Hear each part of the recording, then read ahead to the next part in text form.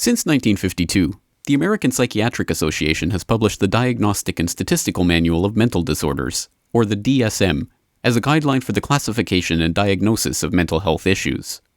The DSM, according to the APA itself, is the standard classification of mental disorders used by mental health professionals in the United States and contains a listing of diagnostic criteria for every psychiatric disorder recognized by the U.S. healthcare system. Earlier this year, the APA published the DSM-5, the fifth major revision of the manual. The DSM-5 was created in order to assist clinicians in being able to better recognize mental disorders in patients and establish a diagnosis and then provide them with treatment. So to the extent that DSM-5 is an improvement over its predecessor and reflects the current state of our scientific knowledge, then it will help doctors provide better care and will improve the quality of life and the health of patients. And that's really the main goal. The DSM, in all its iterations, and particularly in this iteration, DSM-5, it doesn't jump ahead of where scientific research is. It's at the cusp, or it lags just behind to be conservative and not overstate evidence that has not been firmly established. It reflects the state of our science, but doesn't tell you where science is going to go in the future.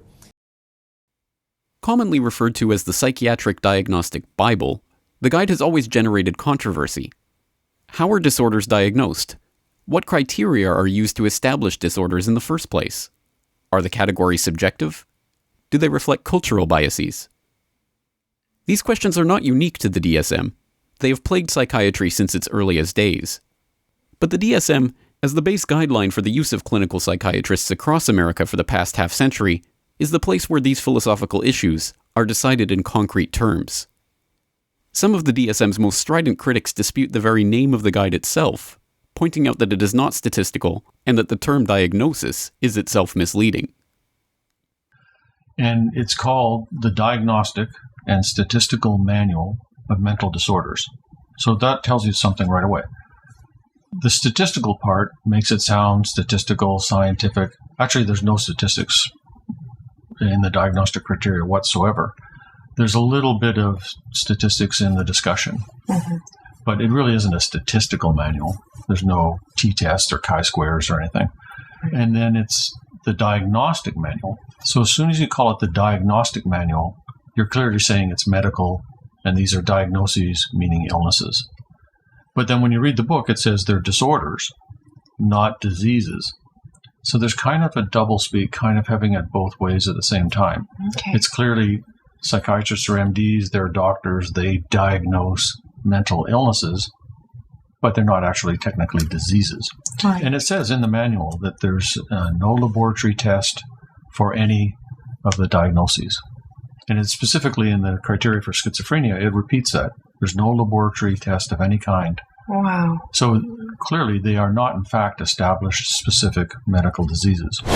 We would have loved to have science brought us to the point where we know that this gene or this toxin or this trauma produces this disorder, and you can make the diagnosis by this blood test or this kind of x-ray or this type of electroencephalographic procedure.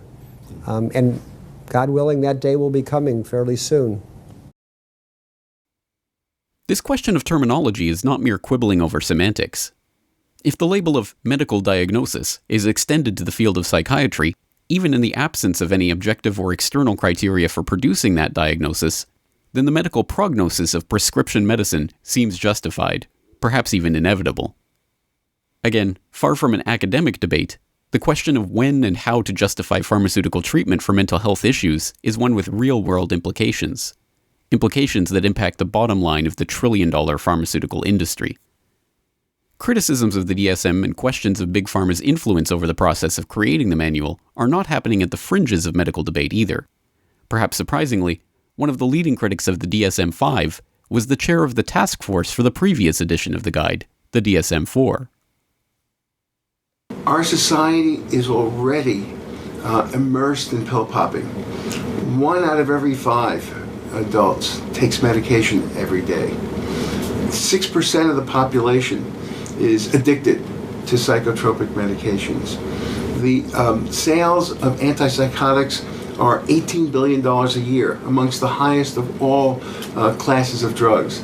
The sales of antidepressants, $12 billion a year. Stimulants, $7 billion a year. I think that from the point of view of clinicians, it's important to be cautious in your diagnoses. Don't jump to conclusions. Don't make fancy diagnoses after a brief initial contact with patients. Concerns over Big Pharma's influence on the creation of the DSM are not trivial. In 2012, a study led by University of Massachusetts Boston researcher Lisa Cosgrove noted that 69% of the DSM-5 task force members had ties to the pharmaceutical industry, including paid work as consultants and spokespersons for drug manufacturers. On certain panels, the conflict of interest was even more profound. 83% of the members of the panel working on mood disorders had pharmaceutical industry ties, and 100%, every single member of the sleep disorder panel, had ties to the pharmaceutical companies that manufacture the medications used to treat these disorders, or to companies that service the pharmaceutical industry. Even the chair of the DSM-5 task force himself is not above these accusations. Prior to chairing the task force, he worked as a consultant for Novartis, Pfizer, Eli Lilly, Johnson & Johnson, and a host of other pharmaceutical-related companies and organizations. The APA has responded to criticism of task force member ties to Big Pharma by issuing disclosure statements listing each member's ties to drug manufacturers and other commercial groups, and an agreement limiting their income from industry sources to $10,000 in any calendar year in which they worked on the DSM. Despite these assurances, many point to the depth of these pharmaceutical industry ties as a fundamental cause for concern over the DSM process in particular, and the direction of psychiatry as a whole. One such critic is Dr. Bruce Levine, a practicing clinical psychologist and a vocal critic of the DSM and its methods. Well, I think we should definitely address the drug issue because this seems to be the real heart of the issue and what's driving these different revisions and the expansion of the number of people who are included in them. And there are a lot of different aspects to this, but obviously you mentioned, for example, the overprescription of antipsychotics, which is now an $18 billion a year industry, one of the most prescribed class of drugs. Antidepressants, I believe, another $12 billion a year. Just incredible amounts of money, obviously, are being pumped into this and are facilitated by these DSMs. Let's talk about the drug issue and the influence of the drug manufacturers over the creation of this so-called Bible. It's just huge. I mean, like I said, that about 69% of the people who are in the DSM-5 task force had ties to drug companies. And I think when folks hear these numbers, sometimes they get lost with million, billion, to kind of give folks a sense of how huge these antipsychotics are. Just one antipsychotic is now this one called Abilify, which you might be seeing on, and at least in America here, we see on television being advertised regularly as that you could use for psychosis, you could use for depression as sort of like an antidepressant chaser, take it along with your Prozac. Well, this thing Abilify, this is an antipsychotic, is on pace to gross $6 billion this year. So in the first quarter of 2013, it had already become the largest grossing of all drugs, not just psychiatric drugs.